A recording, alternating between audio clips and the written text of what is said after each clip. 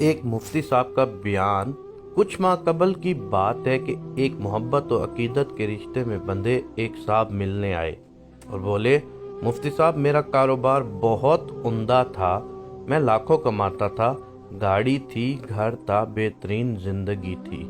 آج بھی وہی کاروبار ہے مگر گاڑی نہیں ہے، وہ خوشحالی نہیں ہے، دن بدن قرض کے بوجھ تلے دب گیا ہوں کیونکہ رزق کی فراوانی تھی اور اب مشکل سے گزارا ہوتا ہے۔ سنا ہے آپ روحانی علاج کرتے ہیں، چیک کیجئے کوئی جادو ٹونا و بندش و نظر بد نہ ہو، کاٹ کیجئے، تعویذ دیجئے، وظیفہ دیجئے تاکہ پھر سے وہی خوشحالی پر مبنی حالات لوٹ آئیں۔ میں بہت پریشان ہوں، یہ کہتے ہوئے صاحب رو پڑے۔ میں نے ان سے کہا، پریشان نہ ہوں، میں آپ کے گھر کے برتنوں پر دم کروں گا، خوشحالی لوٹ آئے گی۔ انہوں نے کہا، کیا مجھے گھر کے برتن لانے پڑیں گے یا آپ گھر پر تشریف لائیں گے؟ میں نے کہا، نہ میں آپ کے گھر آؤں گا نہ آپ کو برتن میرے پاس لانے پڑیں گے، بس کرنا یہ ہے، دھونے والے برتن جب کچن میں جمع کیے ہوں تو ان آلودہ برتنوں کی تصاویر 3 دن کی روز لیں اور چوتھے روز وہ تصاویر موبائل میں لے آئیں، میں ان پر دم کر دوں گا، سب ٹھیک ہو جائے گا۔ چنانچہ اس شخص نے اسی طرح کیا کہ 3 دن اس کے گھر میں جو بھی برتن اکٹھے ہوتے ان کی تصاویر لی اور چوتھے روز وہ جناب والا پہنچ گئے۔ برتن دیکھے تو کسی برتن میں کچھ سالن تھا، کسی میں کچھ، یعنی رزق کھانا ضائع ہو رہا تھا اور دھل کر گندے نالے میں جا رہا تھا۔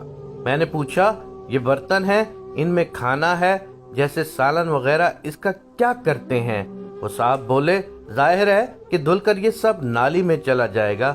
میں نے ان سے کہا کہ میں دم نہیں کروں گا۔ انہوں نے وجہ پوچھی تو قصہ مختصر، میں نے کہا، آج کے بعد بچا ہوا کھانا اس طرح برتن دھل کر گندے نالے یا کوڑے میں نہیں پھینکنا، بلکہ برتن اچھی طرح کھانا کھاتے ہوئے صاف کرنے ہیں، اتنا ڈالیں جتنا کھانا کھانا ہے، اور بچ جانے والا کھانا کسی غریب کو یا چھت پر جانوروں بلی کو کھلا دے۔ قصہ مختصر، رزق کی بے ادبی نہ ہو۔ انہوں نے وعدہ کیا کہ آج کے بعد ایسا نہ ہوگا۔ جو رزق کی بے ادبی کی صورتیں آپ نے بیان کی ہیں، سب کے بعد ان میں سے کوئی بھی نہیں ہوگی۔ میں نے ان کی تسلی کے لیے 21 دفعہ برتن پر سورہ فاتحہ پڑھ دی کہ نفسیاتی طور پر ان کو تسلی ہو کہ واقعی دم کیا ہے۔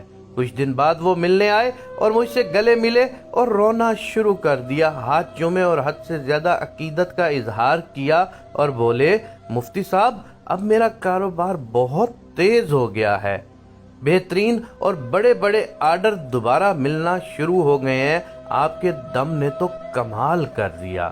میں نے ان سے کہا، حضور اکرم صلی اللہ علیہ وآلہ وسلم کی حدیث مبارک ہے، رزق کی بے ادبی تنگ دستی لاتی ہے۔ آپ نے کاروبار بیان کیا، اس میں کوئی شرعی خرابی نہ تھی۔ آپ نماز بھی پڑھتے ہیں، تو مجھے اس وقت آئیڈیا ہوا کہ کہیں رزق کی بے ادبی کا شکار نہ ہو۔ آپ نے رزق کا ادب شروع کیا تو وہ واپس لوٹ آیا، بس اتنی سی بات تھی۔ اس نے عزم مصمم کیا کہ انشاءاللہ مرتے دم تک رزق کے ایک ایک ذرے کو ضائع نہیں ہونے دوں گا اور اس کے ادب اور تعظیم میں کوئی کسر نہ چھوڑوں گا۔ میں نے کہا، اگر تم نے واقعی ایسا کیا ہے تو واپس گاڑی بھی آئے گی اور بینک بیلنس بھی واپس آئے گا۔ اللہ پاک ہمیں رزق کا ادب کرنے کی توفیق عنایت فرمائے، آمین یا رب العالمین۔